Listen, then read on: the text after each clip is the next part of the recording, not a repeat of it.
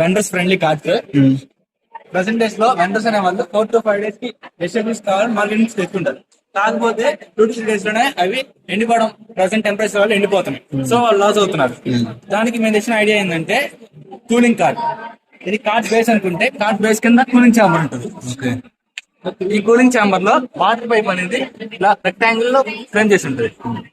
ఆ water pipe కి holes ఉంటాయి. ఆ వాటర్ హోల్స్ నుంచి ఈ గన్ని బ్యాగ్ అనేది వెట్ అవుతుంది. కూలింగ్ సిస్టమ్ వెట్ అవుతుంది.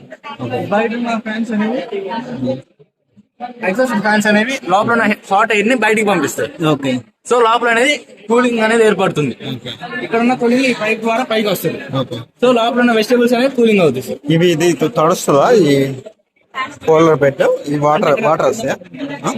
కింద వాటర్ పడుతుంది. ఇది కూలర్ బెడ్ తడుస్తుందా? వాటర్ పంప్ అవుతుంది దాంట్లోకి?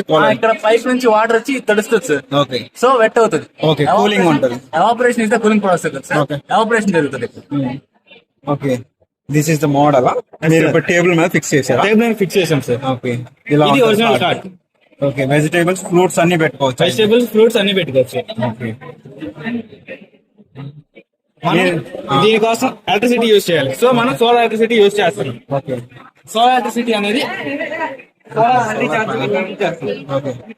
ఈ ప్యానల్ అందులో చూపించినట్టు పైన ఫిక్స్ చేస్తారు కాట్ అయితే. అవును సార్. పైన ఫిక్స్ చేస్తాం. దానికి సోలార్ ఎనర్జీ యూజ్ చేస్తాం. ఇది సోలార్ ఎనర్జీ అనేది స్ప్లిట్ చేస్తుంది ఎంత కావాలో అంత. దీని నుంచి బ్యాటరీ యూజ్ చేస్తాం. నైట్ టైం మనకి సోలార్ ఎనర్జీ ఉంటుంది కదా, సో అది బ్యాటరీ అనేది మనం నైట్ టైం యూజ్ చేసుకుంటాం.